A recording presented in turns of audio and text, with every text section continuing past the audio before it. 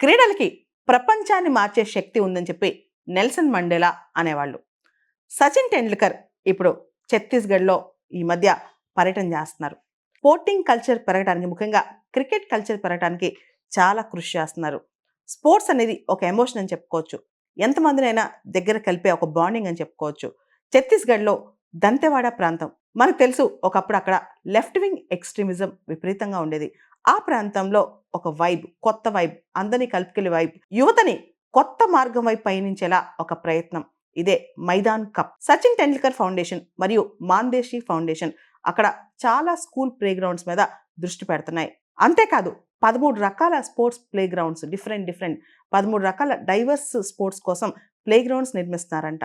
Short put, javelin throw, long jump ఒకటా రెండా రకరకాల స్పోర్ట్స్ కల్చర్స్ని అక్కడ డెవలప్ చేస్తున్నారంట. ఇదంతా ఎందుకోసం? యువతని మంచి మార్గం వైపు మళ్లించడం కోసం. అలానే గవర్నమెంట్ ఆఫ్ ఇండియా కూడా బస్తర్ ఒలింపిక్స్ అని ప్రమోట్ చేస్తుంది అక్కడ. ఈ బస్తర్ ఒలింపిక్స్ ఏంటో ఒకసారి చూద్దాం. ఈ బస్తర్ అనేది మనం అనుకుంటాం చాలా చిన్న ప్రాంతం అని. కేరళ కన్నా పెద్దది. ఇప్పుడు ఆ బస్తర్ ప్రాంతంలో ఛత్తీస్గఢ్ అంటే 7 జిల్లాలు ఉంటాయి ఓన్లీ బస్తర్ ప్రాంతంలో. ఈ బస్తర్ ఒలింపిక్స్ అనేది మల్టీ స్పోర్ట్ ఈవెంట్. దీనిలో 11 రకాల స్పోర్ట్స్ ఉంటాయి. ఖోఖో, కబడ్డీ, అథ్లెటిక్స్ ఇలా రకరకాల స్పోర్ట్స్ ఉంటాయి అన్నమాట. వీటన్నిటికి సంబంధించి అక్కడ పిల్లల్ని కానీ యూత్ కానీ ఎంకరేజ్ చేయడానికి ఇది తీసుకొచ్చారు. మోడీ గారు ప్రత్యేకంగా దీని గురించి మాట్లాడారు.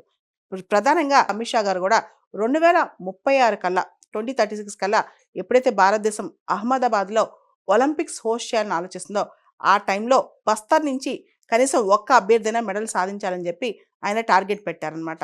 ఈ బస్తర్ ఒలింపిక్స్ పెట్టడానికి ప్రధానమైన కారణం అక్కడ డెవలప్మెంట్ చేయటం, అక్కడ స్పోర్టింగ్ కల్చర్ని ప్రమోట్ చేయటం, అక్కడ పిల్లల్ని యూత్ని ఇంకొక యాక్టివిటీస్ వైపు డైవర్ట్ చేయటం, ఇవన్నీ కారణాలుగా కనిపిస్తున్నాయి. ఈ బస్తర్ ఒలింపిక్స్ని ఛత్తీస్గఢ్ రాష్ట్ర ప్రభుత్వం కండక్ట్ చేస్తుంది. ఇది ప్రస్తుత కేంద్ర ప్రభుత్వం విజన్ ఒకటి ఉంది, sports for all, sports for excellence.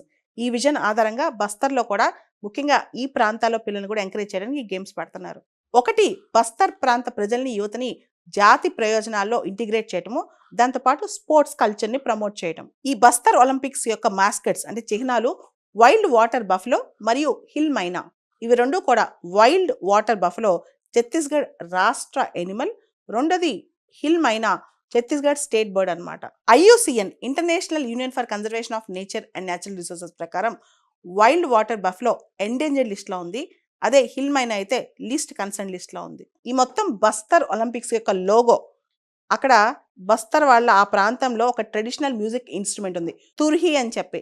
దీన్ని లోగోగా పెట్టారు. మీరు ఇక్కడ లోగోను కూడా చూడొచ్చు. ఈ తుర్హి అనే ఇన్స్ట్రుమెంట్ లోకల్గా బస్తర్ ప్రాంతంలో పండగలప్పుడు, ముఖ్యంగా పూజలు పురస్కారాలప్పుడు వాళ్ళ దేవతలను కొలుస్తానికి ఇన్స్ట్రుమెంట్ వాడుతూ మ్యూజిక్ ప్లే చేస్తారనమాట. మొత్తం ఈ Bastar sporting event, Bastar Olympics ఏదైతే ఉందో దాని యొక్క మంత్ర ఏంటంటే కార్సేతా బస్తర్, బర్సేతా Bastar, Bastar will play, Bastar will win. Bastar ఆడుద్ది, బస్తర్ గెలుచుద్ది అని చెప్పి దీనికి ఒక మంత్రం ఇచ్చారు.